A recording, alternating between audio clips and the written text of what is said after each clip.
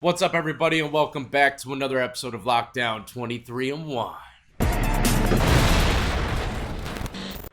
Today I got a crazy story for y'all. Another highly debatable case on if this person was a good Samaritan or just a cold-blooded killer. Been a lot of these cases lately, man. People trying to take the law into their own hands. And this young lady, Hannah Payne from Georgia, is one of them. We're going to hear the prosecutor break down the situation on why she's in the courtroom, but she did get charged initially with murder. She got a $100,000 bond, made the bond, and then rearrested. Rearrested after the detectives heard a testimony from some witnesses, saying that she was more of an aggressor, not no damn good Samaritan. But the prosecutor's about to break down exactly what happened. She does not get sentenced today. You don't have to worry about any smoke getting in your eyes. But the case is open, and we will be following this till the end. It should be wrapping up here within the next few months. Highly debatable case, and I can't wait to hear y'all's input in the comment section. Was this jank right here a good Samaritan or just a cold-blooded malice murder? She looks like she's already about to break down. That looks like one of them damn cops right there to lock you up for half a seed. Court calls for a preliminary hearing in the case. Half a seed of middies. Come on, man. Charged in arrest warrant 2019 CW 52032 with the offense of murder without malice. The defendant is present, represented by Attorney Matthew A. Tucker. The state is represented by District Attorney Tracy Graham Lawson. This is Judge West presiding. Damn, did you see that attorney pull that pen out like a sword? West presiding. Thank you, Judge. Raise your right hand. Solemnly swear or affirm the evidence you're about to give this court in the case of the state of Georgia versus Hannah Payne will be the truth, the whole truth, and nothing but the truth, so help you God. Yes, ma'am. Make sure you pull the mic up and state your name and occupation. Good morning. I'm Detective Keon Hayward with Clayton County Jail. And to what unit are you assigned? Major felonies, And those include what? homicides, armed robberies, home invasions. See, now this detective probably knew the cameras were going to be in the courtroom. Is he going to court or Sunday service? Come on, man. And how long have you worked for our police department? 5 years. So on Still a May noob. 7th of 2019, Still a noob. did you have cause to have assigned you a case involving Hannah Payne? Correct. And approximately 6 o'clock on that particular evening, did an incident occur at Clark Howell Highway and Forest Parkway? Correct. And please explain to Judge West what had occurred at that intersection. At that intersection, a hit and run or an accident occurred where a 2002 red Dodge Dakota ran a red light, struck a semi-truck. And at that particular intersection, the defendant, Mrs. Payne, witnessed that. Okay, I'll keep asking you questions. Okay, so an accident occurred, and who was driving the Dakota truck? The victim, Kenneth Herring. Mr. Herring. Yes. All right, and there was somebody else driving the semi-truck. Correct. And how was Miss Payne involved, if at all? She witnessed the incident. She was also stopped at that intersection where the victim ran the red light. And what kind of vehicle was Miss Payne driving? She was driving a black and colored Jeep Cherokee. So Jeep. did Mr. Herring stop at that scene? Yes. For approximately how long? Approximately 20 minutes, 15 to 20 minutes. And was there another individual that witnessed the accident that has a law enforcement background? Correct. And what was that individual's name, if you remember? Mr. Robertson. And what is his actual profession currently? His name is Terry Robinson. He's a state corrections officer. And does he have any kind of shit. special training that was relevant at this incident regarding Mr. Herring? Yes, he works in the infirmary at one of our state prisons here in the local area. So he's medical training. Correct. And was he able to speak to Mr. Herring? Yes. And what did he smell any odor of alcohol about him? No. And what did he think was, based upon his training as a medic, what did he feel was occurring with Mr. Herring? He believed that Mr. Herring was having a medical emergency. And what was his opinion as to what the medical emergency was? Probably in a diabetic shock or something consistent in that nature. And it was based upon what symptoms that he observed? He observed Mr. Herring to have red to orange eyes. He observed Mr. Herring walk around his truck several times. He he was disoriented. He was asking what happened, who hit me, what's going on, and that's how he explained it to Herring. And police were called to the scene. Correct. And sometime after 15 to 20 minutes, what occurred with Mr. Herring? Due to the fact that Mr. Herring was not appearing to be in good health, Mr. Robertson asked him to sit down in his truck, and then Mr. Herring cranked up his truck, grabbed the engine several times, and drove away. Okay, was anyone at the scene calling authorities at that point in time? Correct. And who was that? Miss Kenneth Herring as well as Mr. Robertson.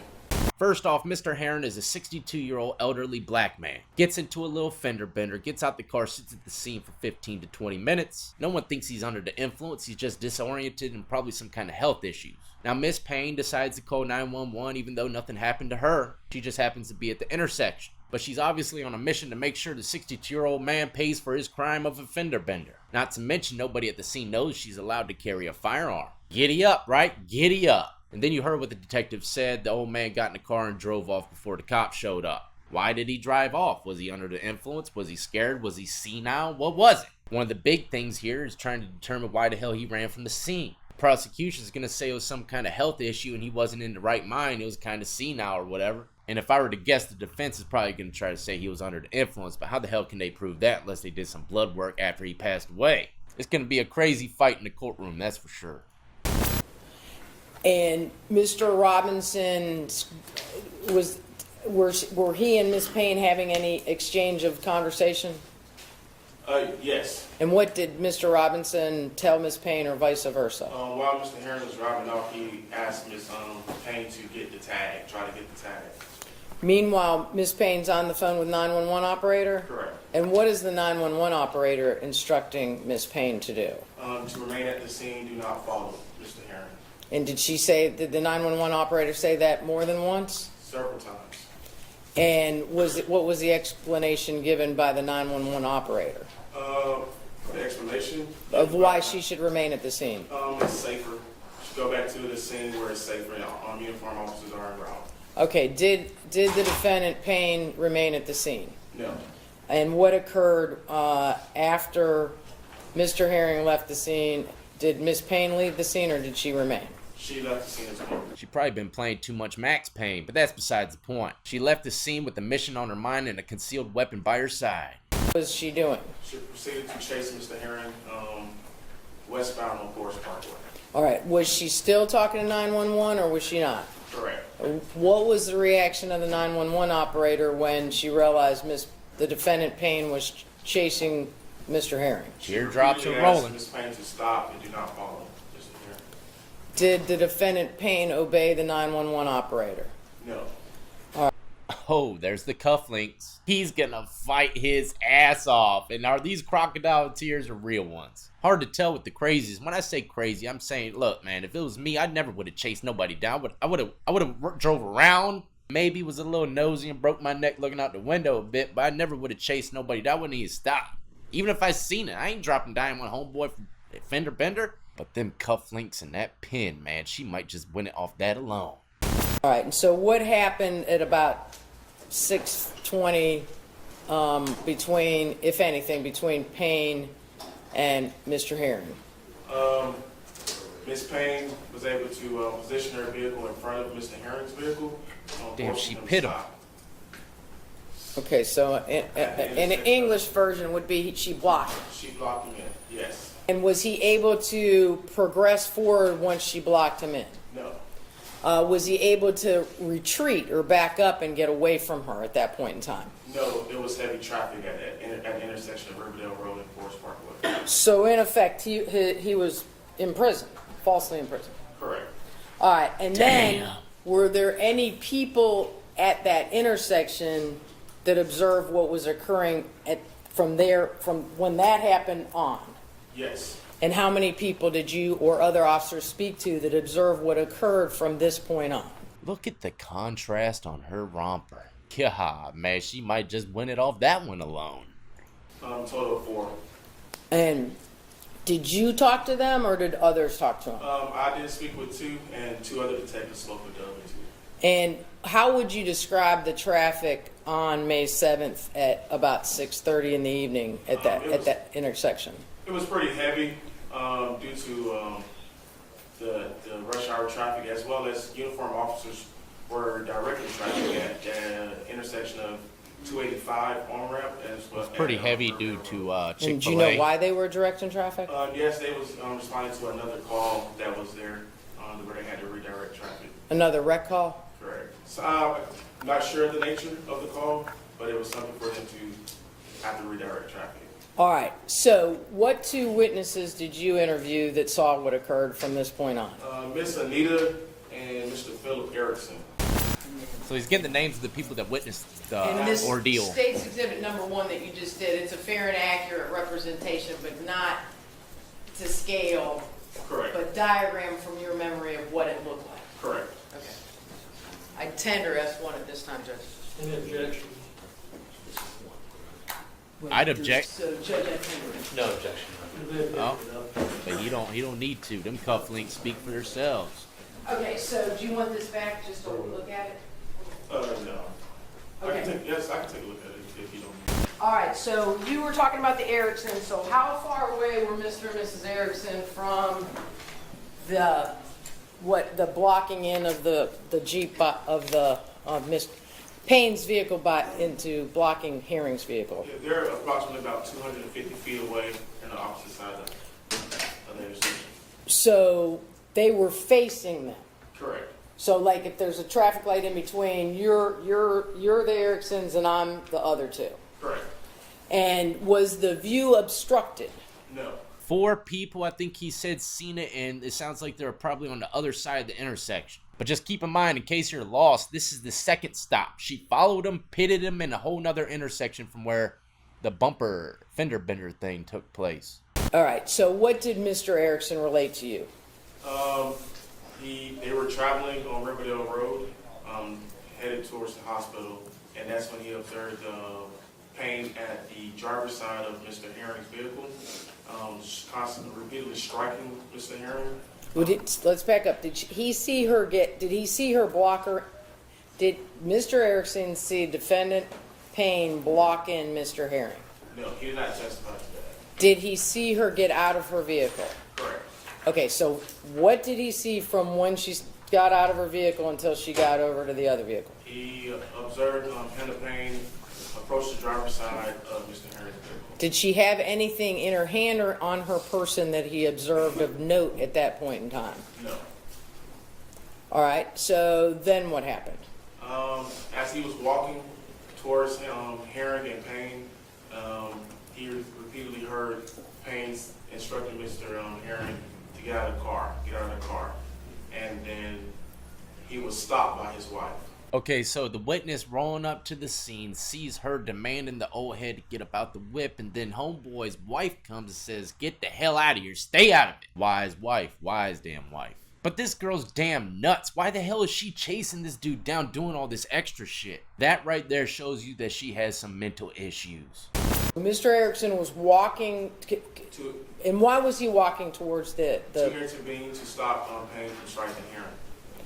Okay, so we didn't get to the striking part. So defendant Payne approaches Mr. Herring's vehicle, and then what does Erickson say he sees her do, if anything? He sees her punching Mr. Herring several times. Was Mr. Herring still in the vehicle? Correct. He was still seated in the driver's seat. Was his window down? Yes. So she was punching through the open window and striking him where, did Mr. Erickson say? In the face and to the body, to the upper chest area. And how close did Mr. Erickson get to them before his wife stopped him? Probably within 60 to 80 feet. And did he notice anything as he's walking up that she had with her? He doesn't notice at that time. Okay. So as he sees, does he say anything or do anything? Yes, he yells to Payne to stop, to leave him alone, to stop, and I can read exactly what he said.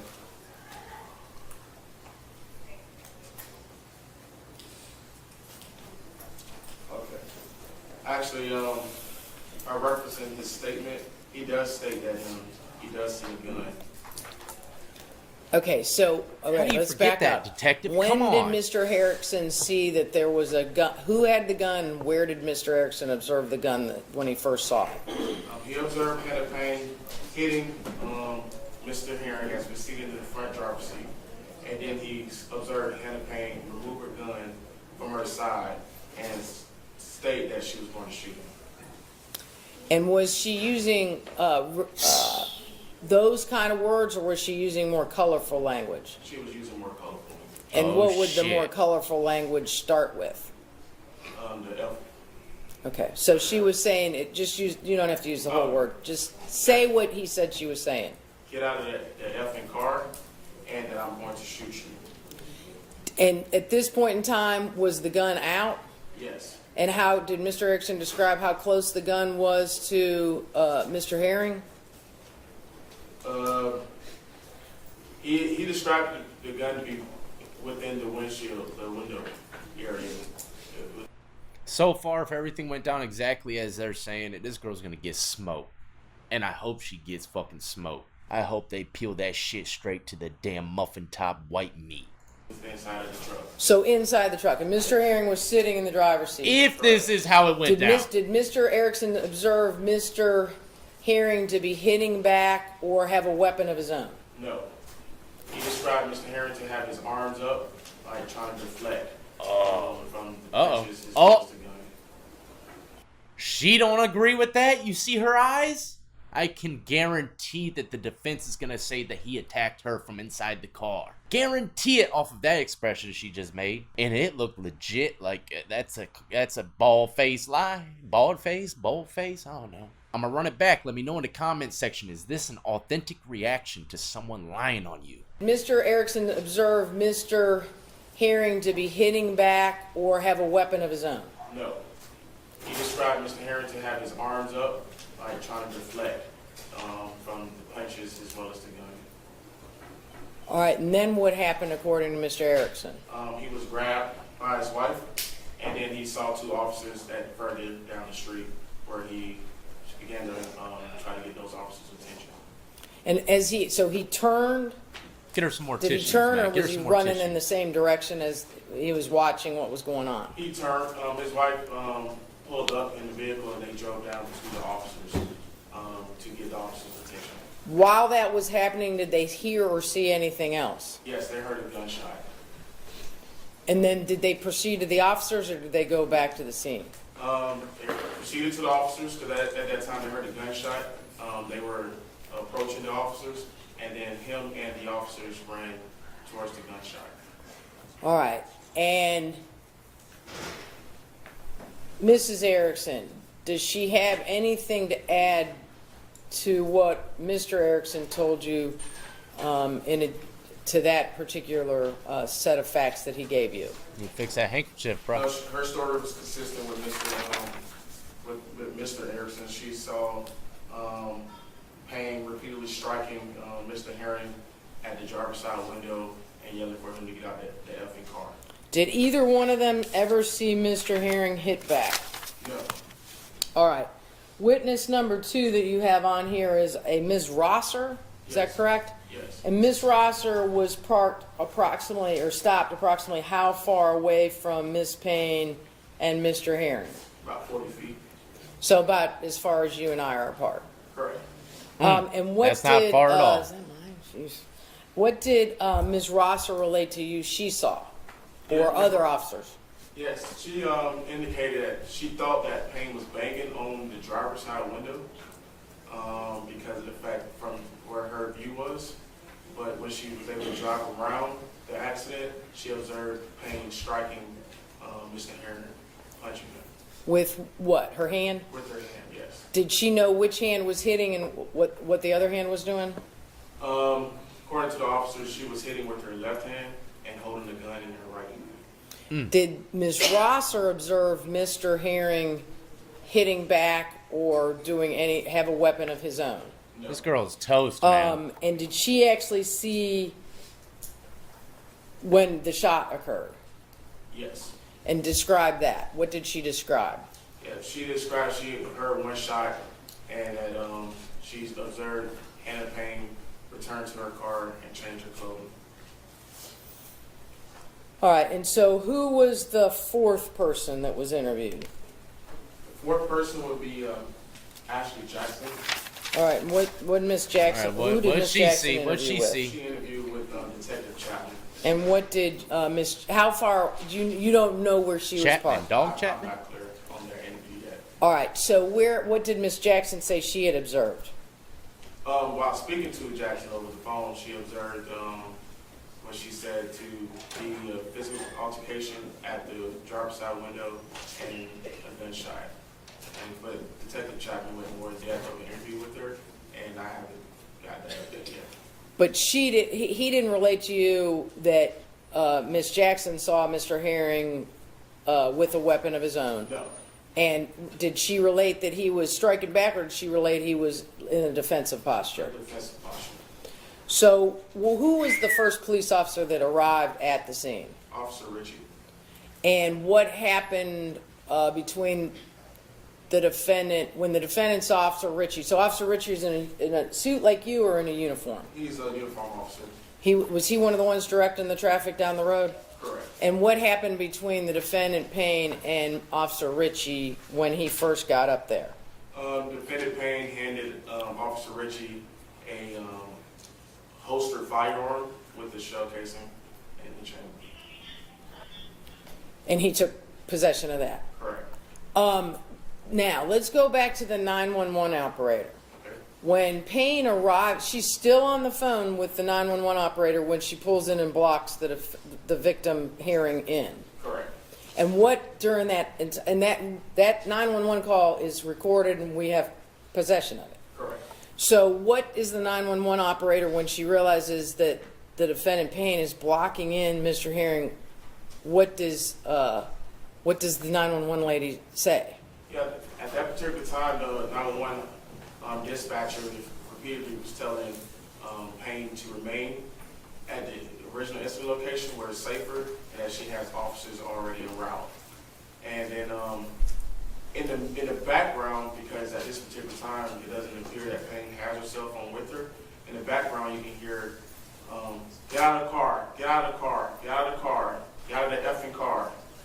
That right there is going to screw her in the courtroom. The only thing that they can shoot for here is a light sentence because she's going to get some kind of smoke. That's a fact. I can almost guarantee it. Just based upon the information that we're hearing now. Just keep in mind, okay, the defense hasn't said not one word. This is just preliminary. That's it. And then it's kind of silent, and then she returns to the phone and said, he just shot himself with my gun on the 911 call. What? What the hell did he just say? He just shot himself with my gun on the 911 call.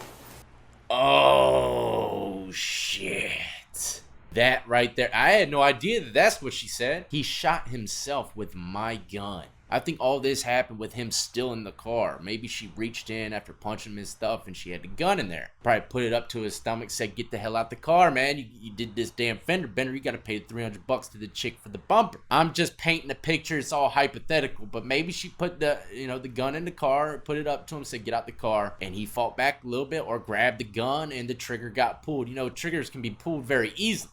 Just a little bit of pressure and it's going off. So, God, this is going to be a crazy, ugly case, man.